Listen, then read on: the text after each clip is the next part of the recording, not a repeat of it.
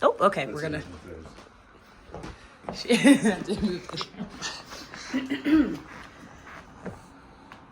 It's no secret that our criminal justice system is flawed, and capital punishment has been unreliable in the past. Death Penalty Organization Information Center reports 2,000 inmates currently on death row. Studies show that 4.1% of executed inmates were wrongfully convicted, which would mean 100 innocent lives are currently waiting to die. Today I'll be persuading you why the death penalty is morally corrupt and should be abolished. I'll be speaking about wrongful convictions, human rights violations, solutions, as well as a counter argument.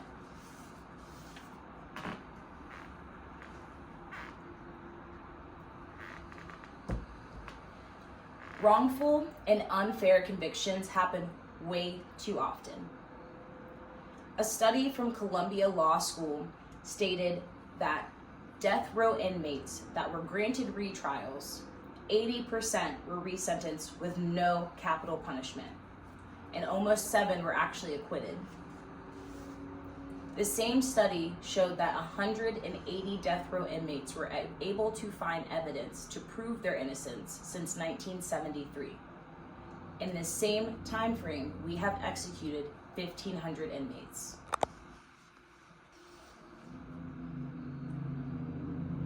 Being acquitted means being proven innocent. Some things that can prove your innocence are new evidence for DNA, new witnesses, original witnesses possibly being unreliable, jury being biased, misconduct, falsifying evidence, or even tampering the evidence as well.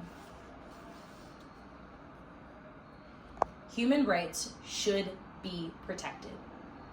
They are supposed to be protected by our 8th Amendment. Our 8th Amendment protects us from no cruel and unusual punishment. 2/3 of our countries in this entire world have already abolished the death penalty. They deem it as unnecessary. I'd like you to consider that, and also remember that these countries do not have the 8th Amendment.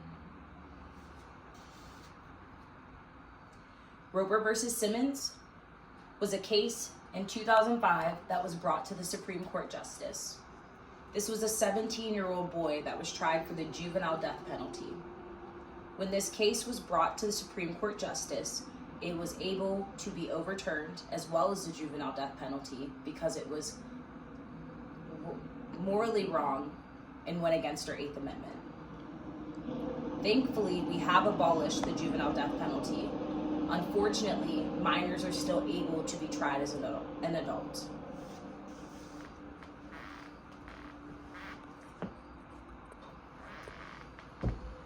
Some solutions that I have are alternative sentencing.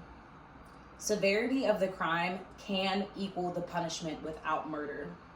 If I haven't pulled on your heartstrings, I'd like you to consider, when you sentence someone to life without parole versus capital punishment, we are saving $2 million per life.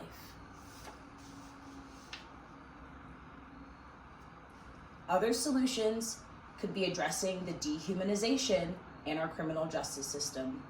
We use inmate instead of human.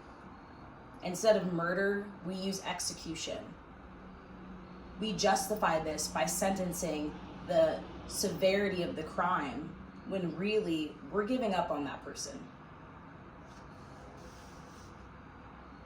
Other solutions could be reformative justice, finding solutions with the punishment, community engagement, being a part of your community before these things happen, and rehabilitation, helping people reacclimate back into society.